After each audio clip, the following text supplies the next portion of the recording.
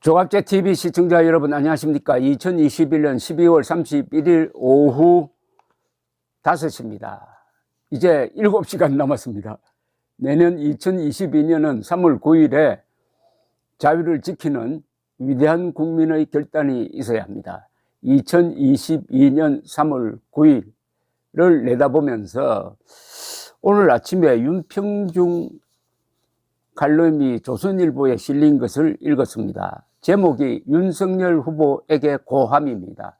이걸 읽고 저도 윤석열 후보에게 고함이라기보다는 윤평중 교수에게 고함 같은 논평을 한번 해볼까 하는 생각 듭니다. 한신대 명예교수고 정치 철학을 전공하신 분이니까 이런 칼럼을 쓰기에는 전공이 딱 맞는 분입니다. 나라의 운명이 벼랑 끝이다. 차기 대선은 대한민국의 미래를 결정하는 중대 선거다. 여기 참 흥미로운 표기법이 있습니다. 중대 선거 해놓고 괄호 합치고 critical election이라고 그랬습니다. 중대 선거를 영어로 풀이를 했습니다. 이럴 필요가 있을까요? 중대, 혹시 한자를 요새 모르는 사람들이 너무 많으니까 이 중대가 무슨 뜻인지 모르는데 영어로 크리티컬 일렉션 하면 알게 될 거다 해가지고 영어로 보충 설명을 하고 있는 게 아닌가 생각이 듭니다. 어찌하였든 이 한자, 한글 혼용을 해야 되는 한국의 구조에서 한자를 포기한 게 국민 교양에 치명적인 타격을 주었고 그게 바로 이재명과 같은 괴물을 만들어냈다고 저는 보는 사람입니다. 그리고 그런 이재명에게 속는 사람이 이렇게 많다. 한국어가 망가지니까 사람들의 분별력도 같이 망가지고 있다 하는 게 저의 생각입니다. 정권 교체나 정당 재편을 넘어 권위주의적 포퓰리즘을 퇴치하는 역사의 현장이다. 진정한 정치가의 소명은, 여기 또 이분이 정치가하고 정치가라고 한자로 썼습니다. 그리고 그것도 못 믿어서 스테이트맨이라고 또 영어로 썼습니다. 정치가의 소명은 문재인 정권과 정권의 연성 파시즘과 싸워 조국을 살리는 데 있다. 이 조국 민정수석과 구분하려고 그랬는지 조국하고 또 관료하고 한자 쓰고 파트리아라는 말을 또 썼습니다. 근본 일척의 미중 그레이트 게임에서 중국과 북한에 굴종하고 미국과 일본을 배척하는 문 정권의 망국적 행보를 중단시켜야 한다. 나라의 명운이 걸린 결정적 순간이건만 윤석열 국민의힘 대선 후보는 대통령이 된 것처럼 행동하고 있다. 윤석열 캠프는 차기 정권 요직과 보선, 지선 공천권을 둘러싼 권력투쟁으로 지새운다. 민심의 절규를 배반하는 최악의 망동이 아닐 수 없다. 글쎄요. 혹시 권력투쟁으로 지새운다는 이야기가 좌파 언론에 의해서 전해졌는데 그걸 그냥 그대로 받아들인 것 아닐까요? 윤석열 캠프 안에서 지금 권력투쟁으로 지새우는 모습은 보이지 않는데요.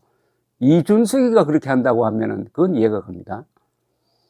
이재명 더불어민주당 후보가 한껏 몸을 낮추어 국민에게 다가가는 것과는 너무 다르다. 개사과와 김건희 씨 소동이 증명하듯 한국 국민은 권력자의 오만과 불통을 그 무엇보다 혐오한다. 이건 맞는 이야기죠. 한국 사람들이 싫어하는 게 내가 대통령 다 된 것처럼 행동한다든지 하는 이런 걸 싫어하죠. 그러니까 관료적 이미지를 가진 윤석열 후보가 여기서 이미지 메이킹을 제대로 하지 못했다는 지적으로 보입니다. 윤석열을 야당 대권 주자로 키운 건 차라리 문재인 정권이다. 윤석열이 자신의 능력만으로 오늘의 자리에 이른 것이 아니라는 이야기다. 물론 그는 문 정권의 법치 파괴에 단기 필마로 맞서는 강단을 보여주었지만 지금은 이런 결기가 흔적조차 없다. 흔적조차 없다고 볼 수는 없죠. 흔적조차 없는 게 아니라 윤석열 후보가 아니었으면 지금 보수 세력이 경쟁 여기 있는 후보를 만들어내지 못했을 것으로 저는 봅니다. 그런 점에서 윤석열 후보는 보호해야 할 사람이고 소중한 존재고 현재로서는 대체 불가능한 인물이라고 저는 봅니다. 공정과 상식과는 거리가 먼 윤캠프의 면면은 절망을 부른다.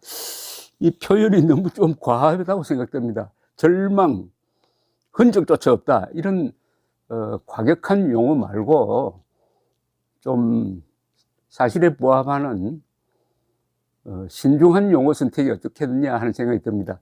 이 윤 교수의 칼럼은 전체적으로 읽어보면 경문 같습니다.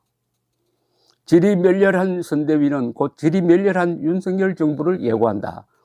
모두 윤석열의 리더십 빈곤이 부른 참사다. 이것도 참사, 절망, 흔적조차 없다. 최대급의 표현을 쓰고 있습니다. 윤석열 캠프의 혼미는 12월 31일 현재 한국 갤럽을 비롯한 각종 여론조사에서 이재명이 윤석열을 넘어선 충격적 결과로 나타났다. 정권 교체 민심이 정권 재창출 여론을 10에서 20% 차이로 압도해온 흐름을 윤석열은 전혀 담아내지 못하고 있다. 반면 이재명은 선대위를 혁파하고 대장동 사태를 사과했다. 사과를 했다고요? 대장동 사태를 사과했으면 자기가 몸통이란 걸 고백을 해야 진정한 사과가 되고 특검을 받아야 사과가 되는데 사과하는 척한 거죠. 문 정권의 부동산 정책 실패를 시인하며 탈원 정책을 버리고 조국 사태가 공정을 해쳤다고 인정했다.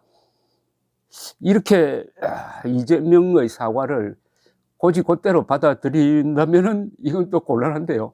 근데 윤평준 교수까지 이렇게 하니까 곧이곧대로 받아들인 사람이 있다는 이야기입니다. 기본 시리즈 공약은 허무맹랑하지만 대선 승리를 위해서 아들조차 남이다라고 강변하는 포퓰리스트 이재명의 무서운 민낯을 보여준다.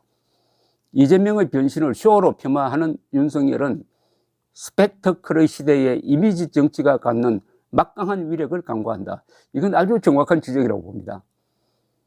이미지 메이킹이 얼마나 중요하느냐. 본질보다는 사실보다는 이 점에 윤석열 후보 측이 모자란 점이 있다.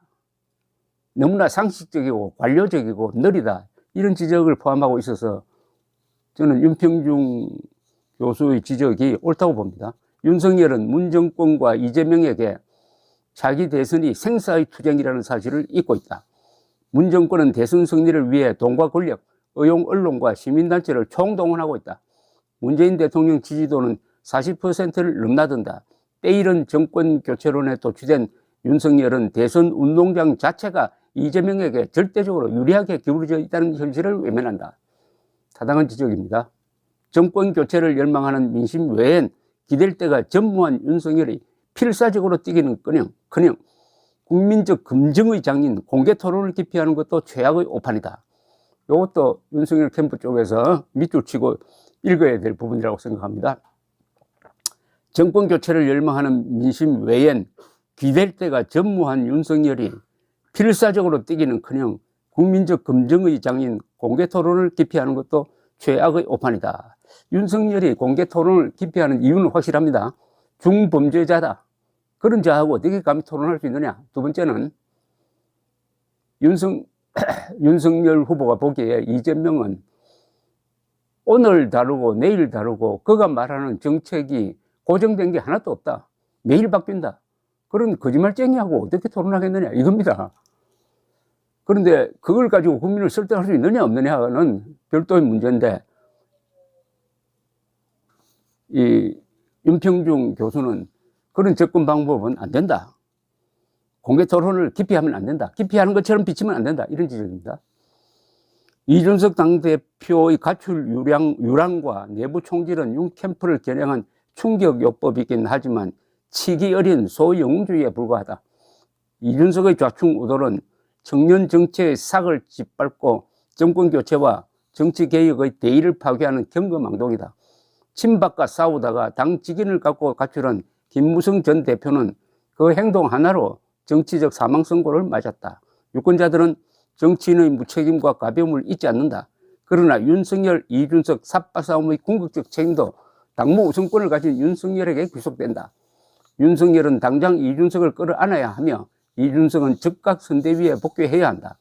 역사의 사명은 태산같이 무겁고 개인의 야망은 티끌처럼 가볍다. 코로나는 다시 창궐하고 민생경제는 도탄에 빠졌으며 나라는 분열되었다. 문재인 정권 5년은 일대 재앙으로 끝나가고 있다. 못 살겠다 갈아보자는 정권교체론이 분출하는 이유다. 윤석열이 이런 압도적 민심에 응답하지 못한다면 역사에 씻을 수 없는 대죄를 짓는 것이다. 이거는 윤석열 후보가 인정할 겁니다. 이렇게 유리한 민심 동향을 얻고도 이기지 못한다면 씻을 수 없는 대죄를 짓는 것이다. 역사에. 윤석열은 냉전 반공주의와 천민 자본주의를 넘어 중도와 합리적 진보까지 껴안아야 한다. 그게 유일한 대선 승리의 길이다. 위대한 정치가는 스스로를 버려 국민을 살리고 나라를 구한다. 그것이 바로 정치의 근본이다. 아님 하고 이분이 또 관로 안에 독일어 니키트를 넣었습니다. 그런 절망을 아직 아님 노호 니키트의 희망으로 바꾸는 것이 희망의 원리다. 철학자니까 독일어를 쓴 것으로 보입니다. 우리는 오늘의 절망을 딛고 내일의 희망으로 나아가야 한다. 내일은 내일의 바람이 불고 내일은 내일의 태양이 떠오르기 때문이다. 윤석열 후보가 이 칼럼을 읽고 취사 선택을 하면은 좋은 방향으로 가는 참고 자료가 되지 않을까 하는 생각을 하면서 소개해 드렸습니다. 감사합니다.